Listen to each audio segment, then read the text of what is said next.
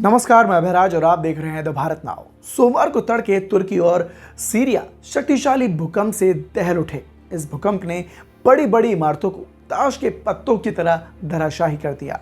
हजारों लोगों की जान गई और अभी भी मलबे के नीचे से लोगों की जान बचाने का रेस्क्यू ऑपरेशन लगातार जारी है। लेकिन क्या आप जानते हैं कि इस भूकंप की तस्वीरों और दिल दहला देने वाले वीडियो के साथ साथ नीदरलैंड के एक शोधकर्ता का ट्वीट भी लगातार ट्रेंड कर रहा है। कहा जा रहा है कि इस शोधकर्ता ने भूकंप से 3 दिन पहले ट्वीट कर तुर्की और सीरिया में आए भूकंप की भविष्यवाणी कर दी थी।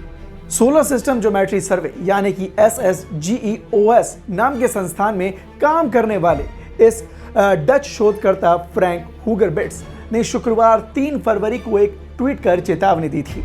उन्होंने कहा था कि देर सवेर मिडल ईस्ट में एक शक्तिशाली भूकंप आने वाला है।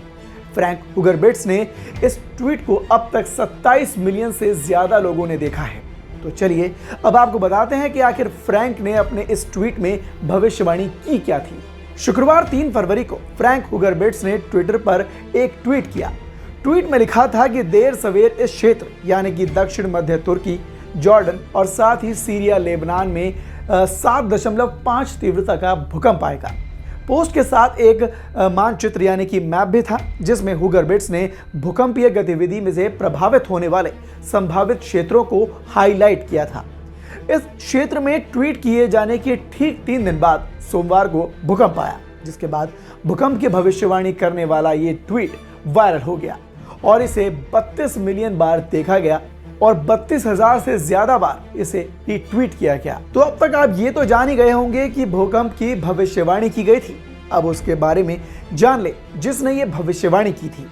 तो इस शख्स का नाम है फ्रैंक हुगरबिट्स। हुगरबिट्स के ट्विटर बायो में अगर आप देखें तो उसके मुताबिक ये साफ नजर आता है कि नीदरलैंड के वो सोलर सिस्टम ज्योमेट्री सर्वे यानी कि SSGEOS नामक एक संगठन में वो काम करता है। ये संस्थान भूकंपीय गतिविधि से संबंधित आकाशीय पिंडों के बीच ज्योमेट्री के हिसाब से निगरानी करती है और उसी के आधार पर यह भविष्यवाणी करती है।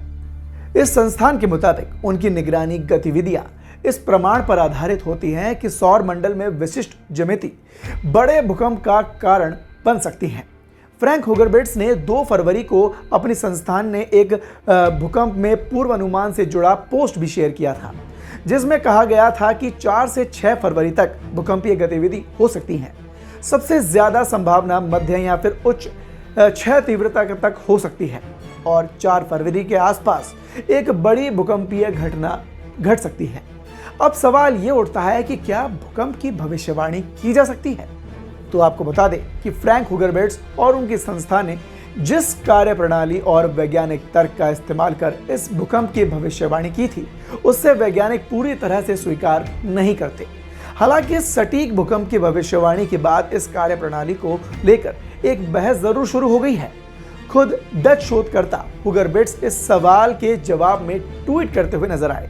उन्होंने कहा, हाँ, ग्रहों और चंद्रमा के प्रभाव को लेकर वैज्ञानिक समुदाय के भीतर बहुत से विरोध हैं, लेकिन ऐसा कोई विस्तृत शोध नहीं है जो इसे गलत साबित कर दे।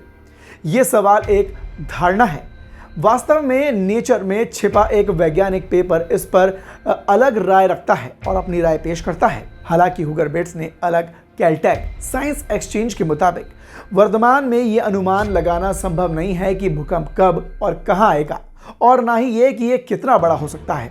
हालांकि वैज्ञानिकों द्वारा अनुमान लगा सकते हैं कि संभावनाओं और पूर्व अनुमानों की गणना करके भूकंप की संभावना कहां हो सकती है, यानी कि ये पता लगाया जा सकता है कि भूकंप कहां हो सकता है, लेकिन उसके हिसाब से उसमें पूरी की पूरी जानकारी निकाल पाना ये अभी भी नामुमकिन है। यूएस जियोलॉजिकल सर्वे का कहना है कि ना तो USGS और ना ही किसी अन्य वैज्ञानिक ने कभी भी बड़े भूकंप की भविष्यवाणी की है। हाँ, हम नहीं जानते कि कैसे और कब, लेकिन आने वाले भविष्य में हम ऐसी भविष्यवाणियां करने की उम्मीद नहीं करते हैं। बाकी संस्थानें कुछ भी कहें, लेकिन फ्रैंक हुगरबिट्स की भविष्यवाणी के पीछे कुछ तो साइंस जरूर होगी, तभी तो उनके दूसरे ट्वीट को भी लाखों लोग देख रहे हैं। भूकंप के बाद हुगरबिट्स ने एक और ट्वीट किया। ट्वीट में लिखा गया कि मध्य तुर्की में बड़े भूकंप से प्रभावित सभी लोगों के प्रति मेरी संवेदना है। जैसा कि मैंने पहले ही कहा था, देर सवेर इस क्षेत्र में ऐसी घटना हो सकती है और इसके साथ ही उन्होंने ये भी लिखा कि मध्य तुर्की और आसपास के क्षेत्रों में अतिरिक्त मजबूती भूकंप गतिविधि पर नजर रखें। बड़े भूकंप के बाद झटके आमतौर पर थोड़ी देर में देखे जा सकते हैं और महसूस की जा सकते हैं। तुर्की और सीरिया में भूकंप के बाद दर्जनों आफ्टर शॉक आए, लेकिन जिस अतिरिक्त मजबूत भूकंपीय गतिविधि की बात फ्रैंक हुगरबिट्स ने की थी, वो शुरुआती भूकंप के लगभग 9 घंटे बाद आया। यह भूकंप का झटका लगभग पहले जितना ही मजबूत था और इसकी तीव्रता 7.5 मापी गई थी। यानी एक नहीं दो बार फ्रैंक हुगरबिट्स की बात सही साबित हुई। तो अगर फ्रैंक हुगरबिट्स की संस्था जो ग्रहों और मंडल का अध्ययन कर भूकंप की भविष्यवाणी करती है, तो उसे सिरे से नकारा नहीं जा सकता।